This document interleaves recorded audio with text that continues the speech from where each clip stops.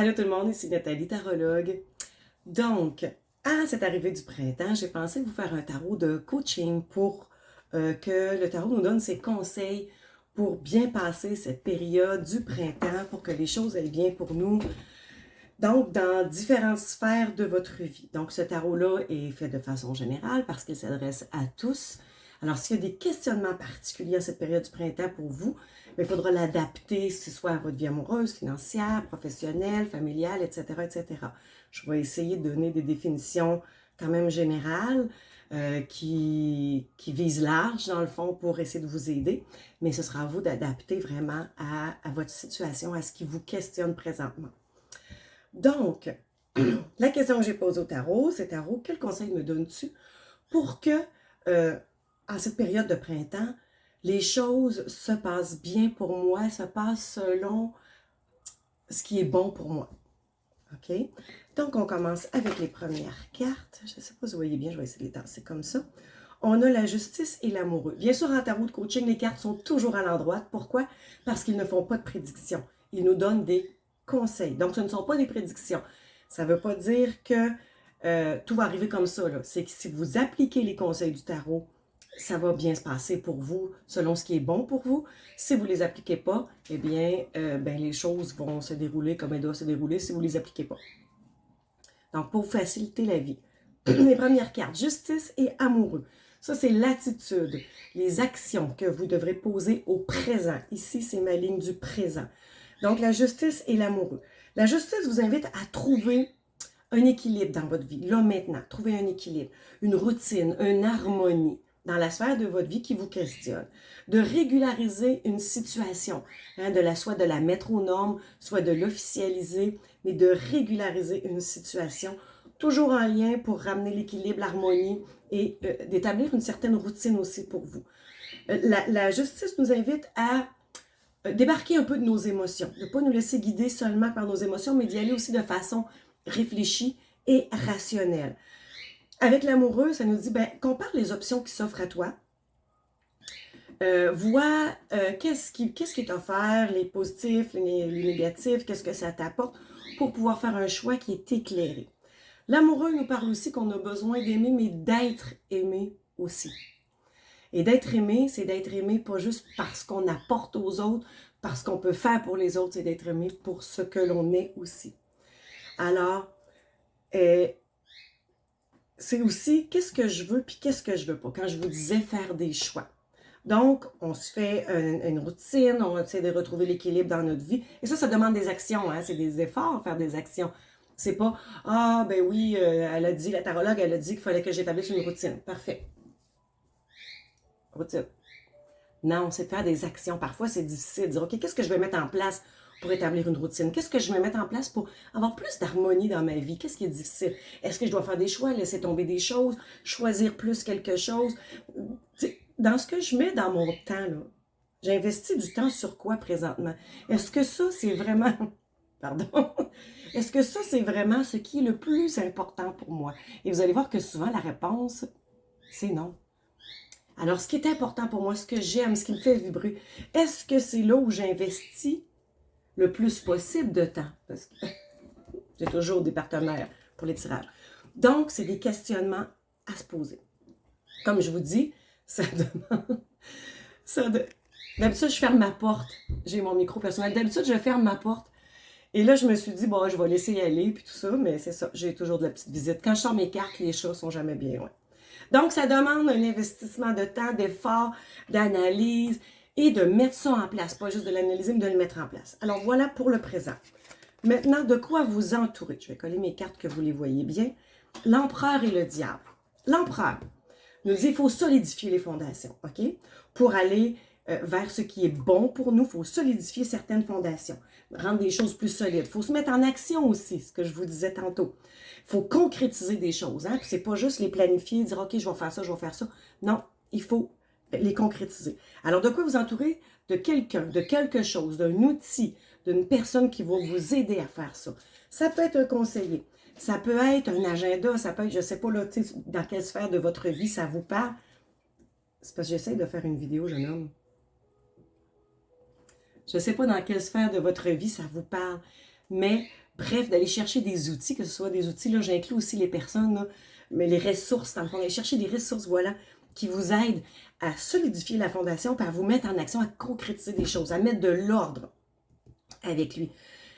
Carrément, l'empereur parle d'aller chercher des appuis extérieurs et d'actualiser notre potentiel. Alors, est-ce que c'est de la formation? Est-ce que c'est du coaching? Est-ce que c'est, bref, là, c'est à vous de voir.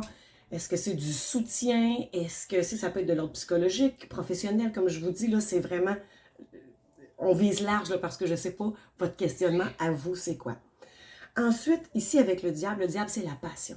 C'est la passion, attention de ne pas tomber dans la dépendance, mais d'utiliser notre énergie, nos énergies. Alors, est-ce que c'est de travailler avec les énergies, aller s'entourer de quelqu'un qui va être capable de rebooster notre énergie? Ça peut être physique, c'est pas juste spirituel, là, ça peut être physique aussi. D'aller aussi, ça parle de nos passions. Qu'est-ce qui nous fait vibrer? Tantôt, je vous en parlais. Qu'est-ce qui nous passionne? Alors, d'aller chercher les ressources qui vont nous aider à découvrir ça, mais aussi, non seulement à les découvrir, si on ne les a pas déjà découvertes, mais à les mettre en application, à le faire, à bouger. Moi, ça me parle beaucoup ces temps-ci. À bouger, à se mettre en action là-dedans. Quelqu'un qui va nous challenger, quelqu'un qui va nous donner des défis, des deadlines, quelqu'un qui va nous aider à normaliser tout ça et à mettre ça en action. Le but ultime à rechercher ce printemps, le battleur. Battleur, prendre un nouveau départ. Le but ultime, c'est ça. Ça ne veut pas dire de tout faucher, de tout laisser en arrière, OK? C'est de poser une action vers quelque chose de nouveau, vers un nouveau départ. Générer une action. Dans le fond, là, tantôt ici, je vous disais, on y va de façon rationnelle, de façon, on laisse un peu les émotions de côté. C'est correct d'en avoir, c'est correct de dealer avec, mais là, c'est le temps de se mettre en action. Là, c'est le temps de poser des gestes. Ça, c'est le but ultime dans le futur, mais déjà dans le présent, on les voit, ces gestes-là. Dans le fond, donc, générer une action. Actualiser encore notre potentiel. Hein? Le battleur, il apprend à utiliser soit des nouveaux outils ou des outils dont il dispose déjà, mais qui n'a pas développé à son plein potentiel. Outils, c'est talent. Outils matériels. Pinceau, crayon, marteau, etc., ordinateur, bon, bref, tout ça. Tout ce qui est outils qui va vers votre plein potentiel, les talents, ce que vous en avez déjà beaucoup actuellement entre les mains, mais vous ne les utilisez pas à votre plein potentiel. Alors ça, c'est le but ultime, OK? Pour que les choses se passent, pour que ce soit bon pour vous, le but ultime que vous devriez rechercher n'est pas nécessairement le plaisir, ça va venir avec la passion, mais c'est d'utiliser vos outils, ce que vous possédez déjà, à leur plein potentiel, ou d'aller en chercher de nouveaux qui vont vous amener à votre plein potentiel. Attitude et gestes à poser dans le futur pour arriver à ça ici, OK? Présent, à faire présentement, dans le futur. La roue de fortune. La roue de fortune nous dit choisir les possibilités qui s'offrent à vous et poser des actions dessus. On ne se casse pas la tête de ce qui va arriver dans le futur, OK? On n'est pas obligé de monter une grosse affaire grosse comme ça. On commence par une action. Une action qui nous mène vers quelque chose qu'on aime, qui nous passionne, quelque chose qui nous aiderait à retrouver l'harmonie, l'équilibre, une certaine routine, etc. Donc, on pose une action, on choisit l'action. On ne sait pas ce que ça va nous donner dans le futur. On sait que ça nous rapproche vers ce vers quoi on veut aller. Donc, voir c'est quoi les possibilités. On peut prendre des risques aussi. La roue de fortune nous invite à prendre des risques. À ne pas se laisser entraîner par les événements, mais à agir sur ceux-ci, sur les événements. Donc, action et attitude. Lâcher prise, poser des actions, pas se stresser sur ce qui va arriver, mais agir sur les événements. De quoi vous entourer pour y arriver dans le futur. Vous allez les reconnaître, quand ça va arriver ces moments-là, où ça va être le temps, vous allez les reconnaître. Alors, on a l'ermite. L'ermite dit, trouvez un guide de sagesse. Tantôt, je vous dis aller chercher de l'aide extérieure, mais ici, ça vous le confirme. Alors, ça va être un cheminement avec cette aide extérieure-là qui peut être changeante avec l'évolution. Mais on a besoin d'aide extérieure pour se challenger, pour avoir nos défis, pour aller vers le futur. L'ermite parle aussi de persévérance. Et l'ermite, c'est sur le long terme. C'est pas quelque chose de rapide. Il ne faut pas être pressé, il faut prendre le temps de faire les choses. L'ermite parle de remèdes aussi, donc de solutions. Ça peut être des remèdes autant physiques, là, si c'est pour des problèmes physiques, mais de solutions à une situation. L'ermite est un guide. Donc, Je ne vous dis pas d'aller vous chercher un gourou nécessairement. Ça peut être, comme je vous dis, pas nécessairement au domaine spirituel, tout dépendamment de c'était quoi votre questionnement.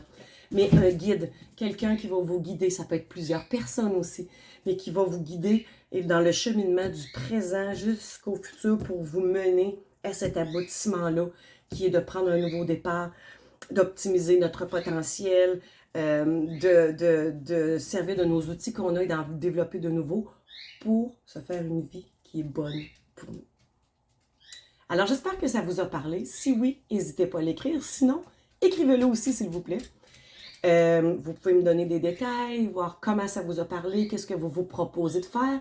Ça va vous impliquer dans votre démarche aussi si vous l'écrivez. Quand on l'écrit, des fois, on le concrétise. Comme le battleur nous disait de concrétiser. Alors, de vous mettre en action. Le tarot de coaching, c'est quelque chose qui peut faire pour vous guider, vous aider. Il ne fait pas les choses pour vous, il vous conseille quoi faire et c'est maintenant, la balle est dans votre camp, c'est à vous de vous mettre en action pour vous faire une vie qui est bonne pour vous.